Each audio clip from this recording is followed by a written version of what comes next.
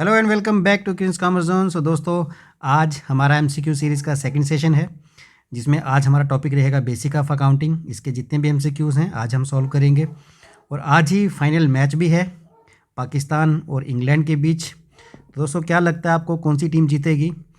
अगर मुझे पर्सनली पूछा जाए कि कौन सी टीम जीतेगी, तो जिन सिचुएशन से पाकिस्तान निकल कर आई है, मतलब बाहर जाने वाली सिचुएशन में थी और कुछ अपनी किस्मत और कुछ जो है लेटर ऑन जो उन्होंने अच्छा खेल दिखाया, उसकी वजह से जो है फाइनल में पहुंची है। तो मुझे ऐसा पर्सनली लगता है कहीं ना कहीं कि शायद आज पाकिस्तान जीत जाएगी। बाकी आप लोगों को क्या लगता है कमेंट सेक्शन में बता देना। तो मैच के बाद देखेंगे आप सही होते हैं या मैं। चलिए, दोनों टीमों के लिए ऑल द बेस्ट है।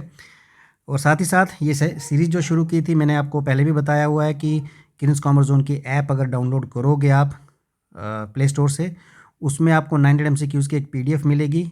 उसी की जो एनालिसिस वीडियोस हैं मैं बना रहा हूँ। तो आज का जो सेशन है वो शुरू करते हैं। अगर आपको वो MCQs चाहिए तो क्वींस कॉमर्स जोन की ऐप डाउनलोड कर लो। डिस्क्रिप्शन बॉक्स में लिंक भी दे दूँगा, तो डाउनलोड करके आप उसका एक्सेस पा सकते हो। उसमें मॉक टेस्ट भी 10 मॉक टेस्ट भी हैं, वो भी आप चाहो तो मॉक टेस्ट भी आप दे सकते हो। तो चलिए दोस्तों, शुरू करते हैं आज का session. First MCQ is the term fix assets include. दोस्तों, फिक्स एसेट्स कौन से होते हैं? वो एसेट्स जो हम यूज़ करते हैं फॉर लॉन्गर पीरियड, बिजनेस में जिनका इस्तेमाल किया जाता है टू इंक्रीज रेवेन्यू, ऐसे एसेट्स को हम फिक्स एसेट्स कहते हैं। तो फिक्स एसेट्स इंक्लूड, इसमें से कौन सा है जो फिक्स एसेट है? Closing stock? जी नहीं, ये हमारा करंट एसेट है। Bill receivable? ये भी करंट एसेट्स है, यानी वो एसेट जो विद इन 1 ईयर कैश में कन्वर्ट हो जाए उनको हम करंट एसेट्स कहते हैं। डेटर्स? ये भी करंट एसेट है। फर्नीचर हमारा जो है ये हमारा फिक्स एसेट है। सो आंसर भी यही है। चलिए दोस्तों, नेक्स्ट पे मूव करते हैं। The term current assets include, current assets में कौन कौन से एसेट आएगा? डेटर? जी हाँ, डेटर हमारा करंट एसेट है। Motor vehicle, furniture, motor vehicle, machinery और बिल्डिंग, ये तीनों ही हमारे फिक्स एसेट्स की कैटेगरी में आते हैं। सो ये बाकी फिक्स एसेट्स हैं, सिर्फ डेटर्स ही है जो हमारा करंट एसेट, यानी डेटर जिनको हमने उधार में गुड्स बेची हैं उनको हम डेटर्स कहते हैं। चलिए दोस्तों, नेक्स्ट पे मूव करते हैं। टेंजिबल एसेट इज़, सबसे पहले टेंजिबल एसेट्स कौन से होते हैं? ऐसे एसेट्स जिनको हम देख सकते हैं, छू सकते हैं या फील कर सकते हैं, उनको हम टेंजिबल एसेट्स बोलते हैं। तो टेंजिबल एसेट्स में से कौन सा है? गुडविल? जी नहीं, गुडविल हमारा इनटेंजिबल एसेट है, यानी ऐसे एसेट जिनको हम देख नहीं सकते, छू नहीं सकते, उनको हम बोलते हैं इनटेंजिबल। स्टॉक? स्टॉक हमारा जो है टेंजिबल एसेट है। पेटेंट इंटेंजिबल एसेट है। प्रीपेड एक्सपेंस भी इंटेंजिबल एसेट है। तो इसमें से पूछा था tangible asset, answer is B. चलिए जी, next is intangible asset is, intangible asset मैंने अभी बताया, ऐसे एसेट जिनको हम देख नहीं सकते या छू नहीं सकते, ऐसे एसेट्स को बोलेंगे इंटेंजिबल। कैश, इसको हम देख सकते हैं, छू सकते हैं, तो ये टेंजिबल है। स्टॉक, इसको भी देख सकते हैं, छू सकते हैं, ये भी टेंजिबल है। गुडविल, रेपुटेशन, इसको हम देख नहीं सकते, छू नहीं सकते, तो इनटेंजिबल हमारा एसेट है, शॉर्ट में लिख रहा हूँ। लैंड हमारा फिक्स एसेट है या फिर टेंजिबल एसेट है। चलिए दोस्तों, नेक्स्ट वेस्टिंग एसेट इज, सबसे पहले हम ये समझ लेते हैं कि वेस्टिंग एसेट किसे कहते हैं।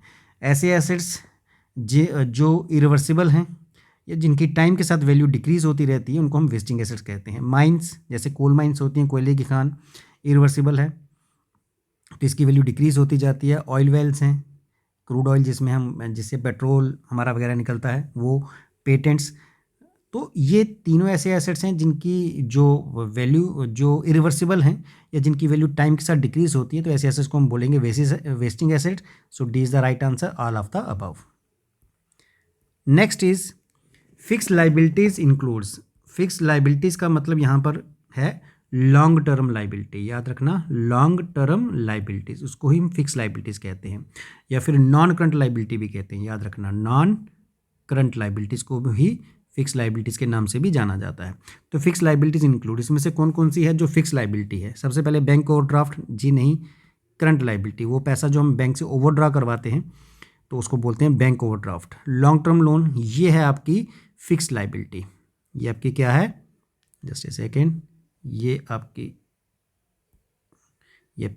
फिक्स्ड लाइबिलिटी में आता है। Short term loan current liability है, क्रेडिटर्स भी हमारे करंट लाइबिलिटीज हैं, यानी करंट लाइबिलिटीज वो होती हैं जो आपको 1 साल के अंदर पे करनी होती हैं। और फिक्स लाइबिलिटीज़ या लॉन्ग टर्म लाइबिलिटीज़ वो होती हैं जो मोर देन 1 ईयर आपको पे करनी है। चलिए जी, नेक्स्ट पे करंट लाइबिलिटीज़ इंक्लूड। अभी मैंने बताया करंट लाइबिलिटीज़ वो होती हैं जो 1 साल के अंदर आपको पे करनी है। तो इसमें कौन कौन सी आएगी? Bills payable, again current liability है, करंट लाइबिलिटी है। क्रेडिटर्स भी करंट लाइबिलिटी है। आउटस्टैंडिंग एक्सपेंस भी करंट लाइबिलिटी है। इसलिए आंसर रहेगा ऑल ऑफ द अबव। चलिए जी, नेक्स्ट पे मूव करेंगे। विच of the following is a capital expenditure? इसमें से कौन सा है जो कैपिटल एक्सपेंडिचर है? कैपिटल एक्सपेंडिचर कौन से होते हैं? ऐसे एक्सपेंडिचर जो लॉन्ग टर्म के लिए किए जाएं, ऐसे एक्सपेंडिचर जो नॉन रिकरिंग होते हैं यानी कभी कभार करने वाला एक्सपेंडिचर, ऐसे एक्सपेंडिचर जो हमारी अर्निंग कैपेसिटी को इंक्रीज करते हैं, वन टाइम एक्सपेंडिचर भी कह सकते हैं। तो ऐसे एक्सपेंडिचर को हम कहते हैं कैपिटल एक्सपेंडिचर। तो इनमें से कौन सा कैपिटल एक्सपेंडिचर है? वेजिस, वेजिस हमारा कैपिटल नहीं है। रेवेन्यू एक्सपेंडिचर, रेवेन्यू एक्सपेंडिचर वो होते हैं जो रेकरिंग नेचर के हों, यानी जो हर महीने हमें पे करने हैं, जो हमारे बिजनेस को चलाने में खर्च आता है, तो आपके रेवेन्यू एक्सपेंडिचर हैं। Wages paid for building construction, अगर बिल्डिंग की कंस्ट्रक्शन हो रही है उसके लिए वेजेस पे किया जा रहा है तो ये कैपिटल एक्सपेंडिचर की कैटेगरी में आएगा। तो किसी भी फिक्स एसेट पे होने वाला एक्सपेंडिचर जो कि लॉन्ग टर्म के लिए किया गया हो वो कैपिटल एक्सपेंडिचर की कैटेगरी में आता है। तो B is the right answer. Repair expense of building, ये रिपेयर एक्सपेंस जो है ये रेवेन्यू एक्सपेंडिचर की कैटेगरी में आते हैं, क्योंकि बिल्डिंग की रिपेयर एक नॉर्मल एक्सपेंडिचर है जो कि हर साल बंदा करवा सकता है। तो ये जो है रेवेन्यू एक्सपेंडिचर है। और ऐड भी हम देते हैं अपने सेल्स को इंक्रीज करने के लिए, तो ये भी हमारा रेवेन्यू एक्सपेंडिचर है। चलिए दोस्तों, नेक्स्ट पे मूव करते हैं। विच of the following is a revenue expenditure? तो मैंने अभी आपको बताया ऐसे खर्चे जो रेकरिंग नेचर के होते हैं यानी रेगुलर बेस पे होते हैं या जो बिजनेस को ऑपरेट करने में हमारा खर्च आता है वो हमारा रेवेन्यू एक्सपेंडिचर है। तो विच of the following is revenue expenditure? Repair expense, बिल्कुल ये आपके रेवेन्यू एक्सपेंडिचर में आएगा। बिल्डिंग कंस्ट्रक्शन एक्सपेंडिचर, ये आपका कैपिटल एक्सपेंडिचर है। Expense on purchase of machinery, किसी भी फिक्स एसेट पे किया गया एक्सपेंडिचर कैपिटल है। फिक्स एसेट की परचेज हो गई या उसके ऊपर कोई एक्सपेंस कर दिया तो वह कैपिटल एक्सपेंडिचर है। परचेज ऑफ इन्वेस्टमेंट, अगेन ये भी कैपिटल एक्सपेंडिचर की कैटेगरी में आएगा। चलिए दोस्तों, सो इस केस में तो ए हमारा जो है राइट आंसर है। Next, a person who owes money to the firm is called. वो पर्सन जिसको फर्म ने पैसा दिया है या जिससे फर्म ने पैसा लेना है उसको हम क्या कहते हैं? तो जिससे हमने पैसा लेना है उसको हम कहते हैं डेटर, और जिसको हमने पैसा देना है उसको कहते हैं क्रेडिटर। सो एक वो पर्सन जिससे फर्म ने पैसा लेना है उसको हम बोलेंगे debtor. So is the right answer. Question number 11, a person to whom money is owed by the firm is called. जिसको पैसा देना है, वो पर्सन जिसको फर्म ने या बिजनेस ने पैसा देना है उसको क्या बोलेंगे? क्रेडिटर। तो ये आपको मैं पहले भी बता चुका हूँ कि डेटर वो जिसको हमने पैसा देना है, जिससे हमने पैसा लेना है। क्यों? क्योंकि हमने उसको उधार में गुड्स बेची होंगी। और क्रेडिटर कौन है? जिसको हमने पैसा देना है। क्यों देना है? क्योंकि हमने उससे उधार में गुड्स खरीदी होंगी, परचेज की होंगी। चलिए जी, नेक्स्ट पे मूव करते हैं। गुड्स मीन्स, गुड्स का मतलब क्या है? Options are commodity to be bought and sold, commodity to be bought but not to be sold, commodity to be used as an asset, all of the above. देखिए, goods का मतलब होता है वो चीज़ जो हमने खरीदी किसके लिए? फॉर रीसेल के लिए। यानी जिस चीज़ का हम बिज़नेस करते हैं, अगर हम वो चीज़ खरीदें, और क्यों खरीदी? क्योंकि हमें आगे कस्टमर को बेचनी है, उसको हम बोलेंगे गुड्स। यानी commodity to be bought and sold, खरीदने के लिए, बेचने के लिए खरीदी गई हो उस चीज़ को हम बोलेंगे गुड्स। चलिए 13 question, trade discount is a which is allowed at the time of receiving the payment, यानी वो डिस्काउंट है जब हम कोई पेमेंट रिसीव करते हैं तब देते हैं, या which is allowed at the time of sale of goods, या जब हम कोई गुड्स बेचें तब जो डिस्काउंट देते हैं, या which is allowed both at the time of receiving payment and sale of goods, या D allowed in all of the above. देखिए, ट्रेड डिस्काउंट और कैश डिस्काउंट दो मैंने बताए थे। ट्रेड डिस्काउंट कब दिया जाता है? जब कोई चीज़ हम परचेज़ कर रहे हैं या फिर सेल कर रहे हैं। परचेज़ या सेल के वक्त जो डिस्काउंट हम देते हैं या फिर लेते हैं उसको हम बोलते हैं ट्रेड डिस्काउंट। और आपको बताया था ट्रेड डिस्काउंट का मेन जो पर्पस होता है सेल्स को इंक्रीज़ करना। तो ट्रेड डिस्काउंट हमेशा eight the time of purchase या सेल, मान लो अगर मैं किसी को कोई चीज़ बेच रहा हूँ, मेरे लिए वो सेल है लेकिन सामने वाले के लिए परचेज़ है, तो अगर मैं उसको डिस्काउंट दे रहा हूँ तो हम दोनों के लिए, जो मैंने उसको डिस्काउंट दिया या उसको जो डिस्काउंट मिला, वो हम दोनों के लिए क्या है? Trade discount. तो at the time of purchase और सेल जो डिस्काउंट दिया या लिया जाता है that is called trade discount. So A is the right answer. Sorry, A नहीं, B is the right answer. चलिए नेक्स्ट पे मूव करते हैं। कैश डिस्काउंट इज़, ये दूसरी तरह का डिस्काउंट हो गया। और कैश डिस्काउंट क्या होता है, जब कोई हमें पेमेंट करे या फिर हम किसी को पेमेंट करें eight the time of making the payment, जब हम किसी को पेमेंट कर रहे हैं या फिर रिसीव कर रहे हैं, उस वक्त जो कोई डिस्काउंट हम देते हैं या फिर लेते हैं उसको बोलते हैं कैश डिस्काउंट। और ये डिस्काउंट किस लिए होता है, फॉर प्रॉम्प्ट पेमेंट, यानी कोई हमें टाइम से पेमेंट करे, प्रॉम्प्ट पेमेंट हो गया, कोई विद इन टाइम अगर पेमेंट करे उस वक्त हम जो डिस्काउंट देते हैं या फिर लेते हैं, that is called cash discount. So option पढ़ लेते हैं, which is received at the time of making the payment, which is allowed the time of sale of goods, A is the right answer. ये मैंने अभी बता दिया। Which is allowed at the time of sale of goods, ये trade discount होता है। Which is received at the time of purchase of goods, ये भी ट्रेड डिस्काउंट होता है। सेल या परचेज के समय कोई भी डिस्काउंट हो वो ट्रेड डिस्काउंट है। और which is received both at the time of making payment purchase of goods, जी नहीं, ये दोनों समय पेमेंट और परचेज के समय नहीं होता। परचेज के समय जो डिस्काउंट है वो ट्रेड है और पेमेंट के समय जो डिस्काउंट दिया जाता है वो कैश डिस्काउंट होता है। चलिए दोस्तों नेक्स्ट पे मूव करते हैं। Current assets do not include, current assets में क्या नहीं आता, करंट एसेट्स वो जो एक साल के अंदर कैश में कन्वर्ट हो जाएं। तो कौन कौन सा करंट एसेट नहीं है, डेटर, जी हाँ ये करंट एसेट है। बैंक बैलेंस, ये भी करंट एसेट है। प्रीपेड एक्सपेंस, ये भी करंट एसेट है। तो क्या करंट एसेट नहीं है, मोटर कार। तो ये पूछा था कौन सा करंट एसेट नहीं है, मोटर कार। ये क्या है, ये फिक्स एसेट है। चलिए दोस्तों next is tangible assets do not include.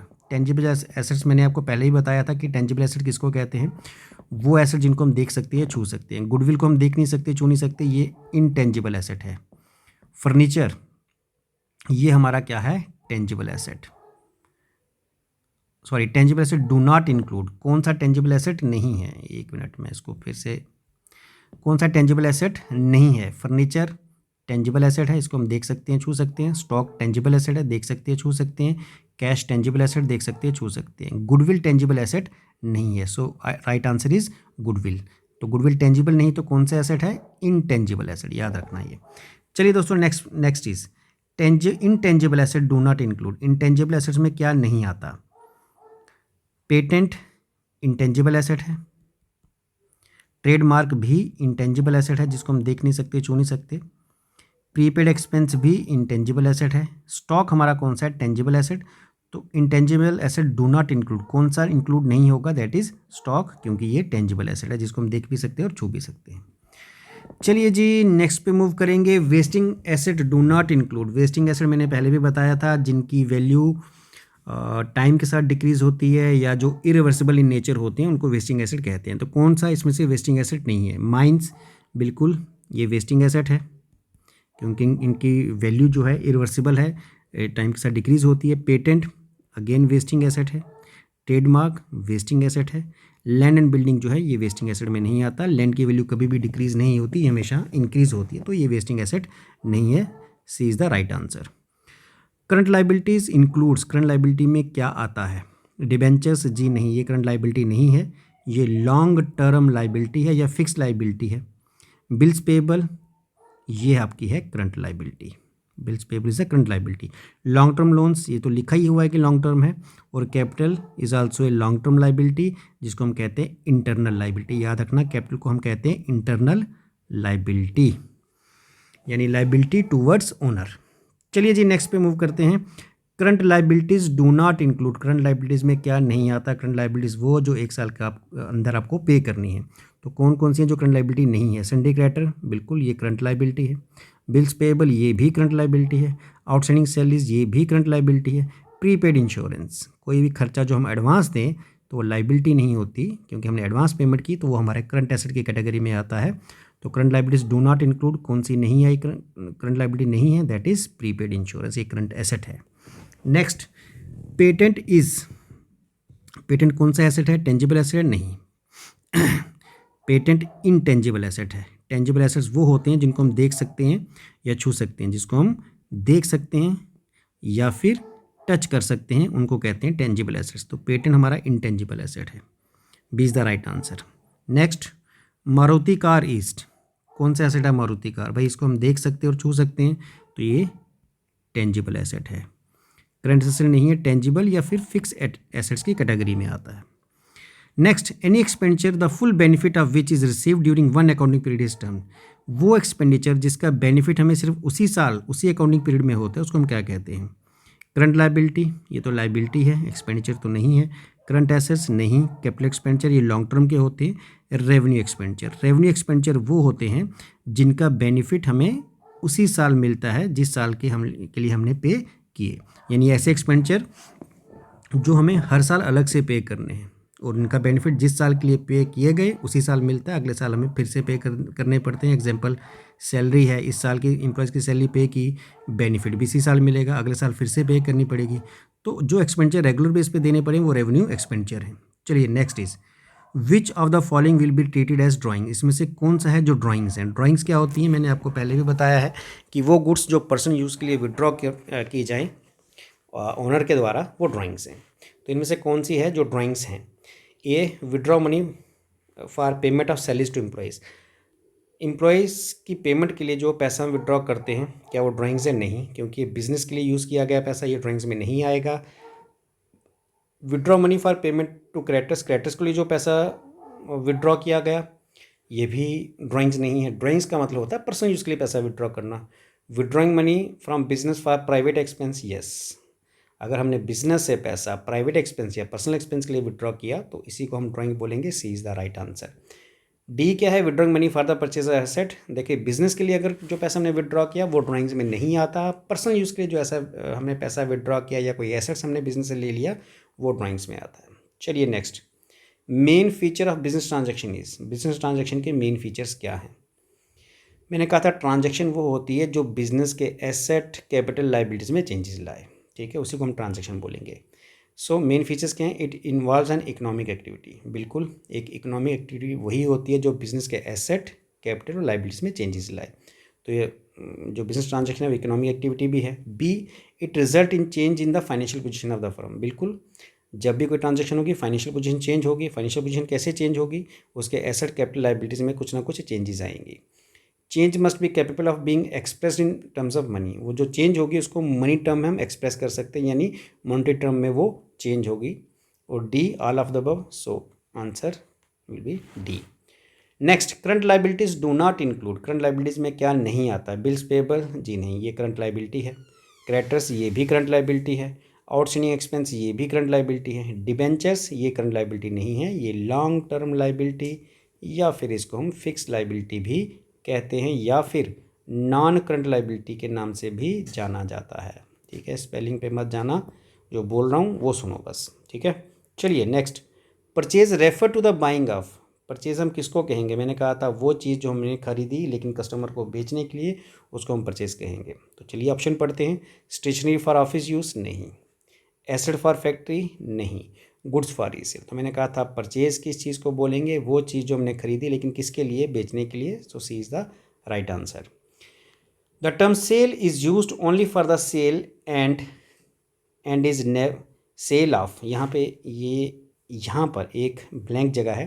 The term sale is use only for the sale of dash and is never use for the sale of dash. तो यहाँ पर एक थोड़ी सी स्पेस है, उसको फिल करना है। तो टर्म सेल किसके लिए लिखा जाता है? देखो दोस्तों, मैंने कहा था जब भी हम कोई गुड्स खरीदेंगे तो गुड्स के लिए हम दो टर्म्स यूज़ करते हैं, खरीदा तो परचेज और बेचा तो सेल, ठीक है। So the term sale is use only for the sale of क्या चीज़? Goods, and is never use for the sale of assets. Assets के लिए अगर हम कोई एसेट बेचें तो उसके लिए वर्ड सेल हम नहीं यूज़ करते। सेल वर्ड्स किसके लिए यूज़ किया जाता है? Only for goods. बाकियों के लिए हम उस एसेट का नाम ही लिखते हैं। चलिए जी नेक्स्ट पे मूव करते हैं। Out of the following asset which one is not an intangible asset. इनमें से कौन सा है जो इंटेंजिबल एसेट नहीं है? Patent, patent is an intangible asset. Goodwill, intangible asset. Trademark, intangible asset. Investment, ये टेंजिबल एसेट की कैटेगरी में आती है। सो कौन सा नहीं है? इन्वेस्टमेंट जो है आपका सही आंसर है। चलिए दोस्तों नेक्स्ट पे मूव करेंगे।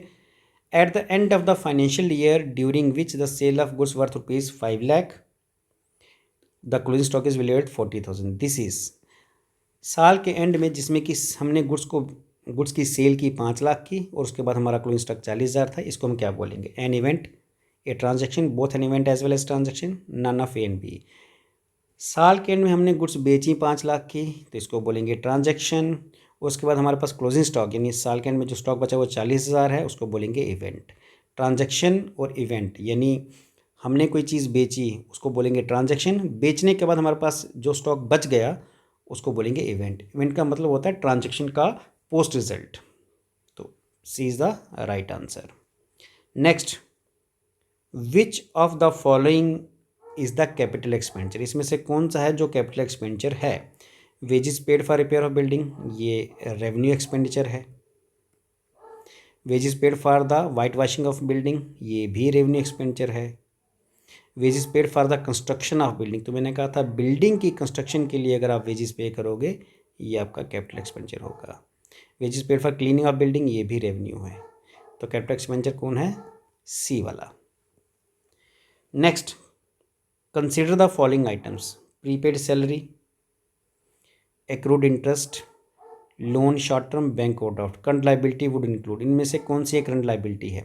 प्रीपेड सैलरी हमारा करंट एसेट है। एक्रूड इंटरेस्ट जो हमें रिसीव करना अगेन करंट एसेट है।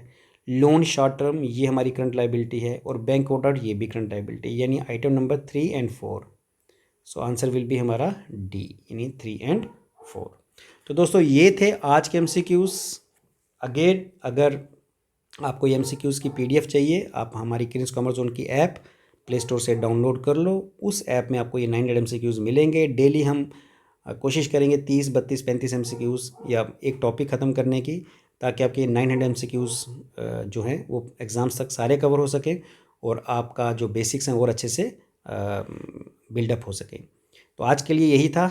नेक्स्ट टॉपिक आपका आपके सामने ही है, अकाउंटिंग प्रिंसिपल्स। इसके MCQs हम नेक्स्ट टॉपिक में करेंगे। बस एक रिक्वेस्ट है कि जितना हो सके वीडियो को लाइक भी कर दें, शेयर भी कर दें, इससे थोड़ा हमें मोटिवेशन मिलता है वीडियोस बनाने का। थैंक यू दोस्तों, थैंक यू वेरी मच।